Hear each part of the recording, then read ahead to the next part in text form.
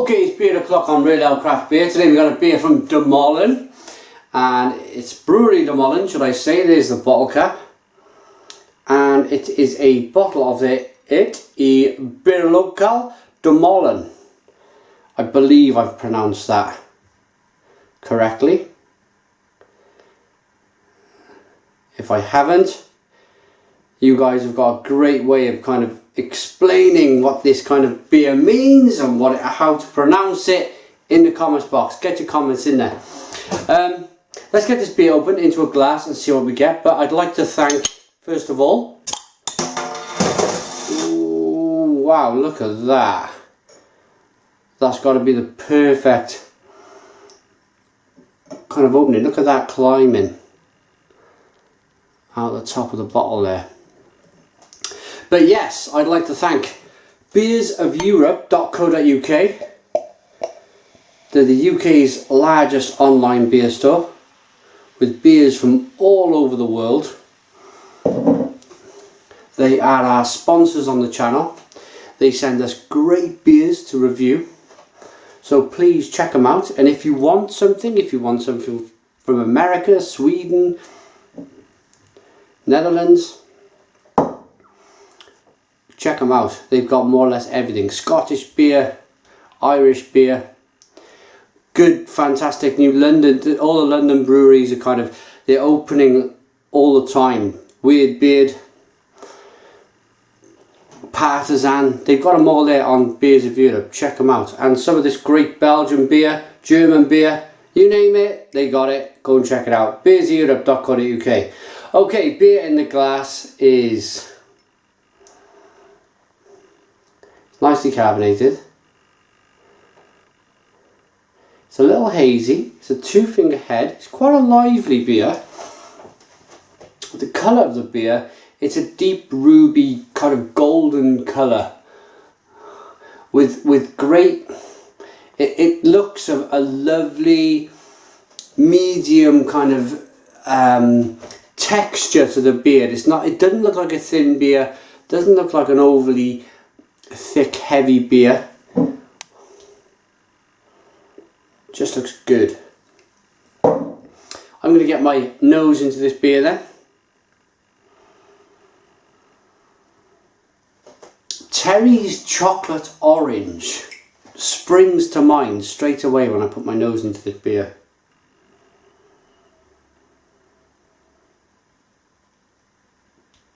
Oh wait there, a vanilla ice cream. It's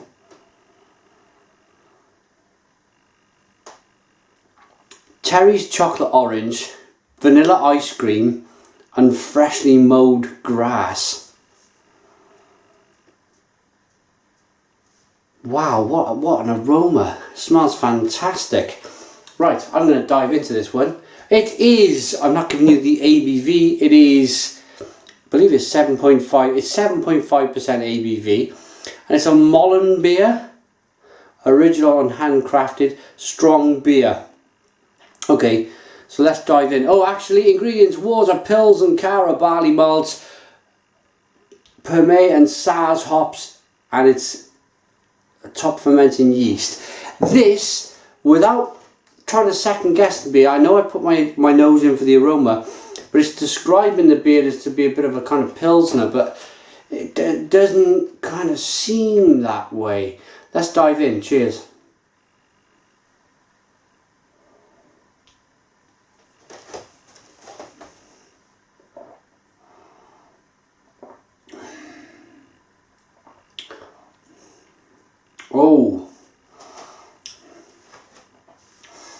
Oh, fantastic.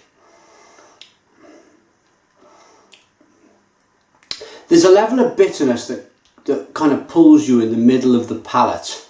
It pulls you in the direction of, oh, it's nice and bitter. But then it carries on. And it kind of shifts around. You're thinking, it's going to calm down. And then it kind of jumps up another level. And it's a grapefruity, orange. It's an orange, as if you just bitten into an orange without peeling it. You've bitten into the orange skin, the orange peel, and it's that sharp orange bitterness, but it's really good. It's a really good kind of climbing bitterness in the beer.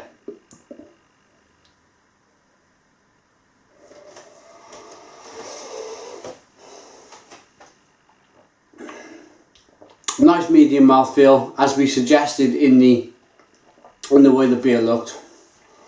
It's candied fruit. It's big and yeasty, and then bang, there we go with that bitterness. It kind of moves steadily. It's not a big punching, rasping bitterness that kind of catches you off guard. It's a slow climber, but it carries on climbing, and then it kind of accelerates. But by that time, you're thinking, yeah, this is good. This is in control. I'm in control of this kind of this bitterness, because when I say control, by the time it kind of reaches its peak, it's quite a big, boisterous bitterness. It's like a little kid in the back of a car screaming, "Are we there yet?" It's that kind of nagging bitterness. But that makes it sound bad. I'm not making that sound bad at all. I don't want it to sound bad. I'm just saying that it's one of these bitterness tastes that grows and you like it. Because you do love your children, don't you? Right, I've just poured the yeast in. Look at that. Looks like a chocolate caramel milkshake. Or some kind of mocha coffee.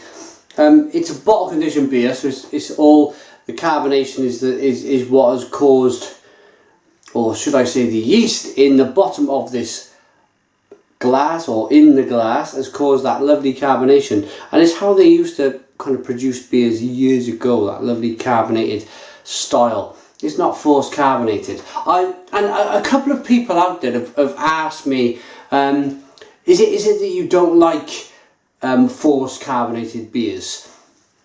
It's not that I don't like it. It's more of a bit of a love affair for yesteryear, how they used to do things, how it was kind of time, everything was kind of slowed down, and everything was done kind of properly, and you wouldn't wake up with a nasty hangover, and it's just good quality brewing. I don't mind at all forced carbonated beers. Some of the best beers in the world are forced carbonated. It's the romance for me of a bottle conditioned beer. I've been fascinated by the start, and I'm still fascinated today. Look at it. Why wouldn't you be fascinated by that glass of beer? Right.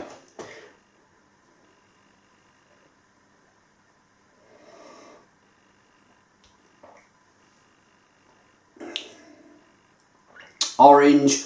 This time, more of a sweet, juicy, fleshy blood orange. And then orange peel. It's a very orangey beer, but it's spicy. There's a big element of spice in here as well, as if they put some kind of white pepper in the beer. And it all comes together to give you something rather special. I like this. I like this a lot. I like this enough to give this I'm going to give it a 9 out of 10. It's a 9 out of 10 beer from Real Ale Craft Beer. Please put your comments in the comments box. Thank you to beersofeurope.co.uk. Guys, go and check them out now. And it's their MolenBier Eet Bierlokaal De Molen. Stop laughing. Thanks for watching us, and cheers.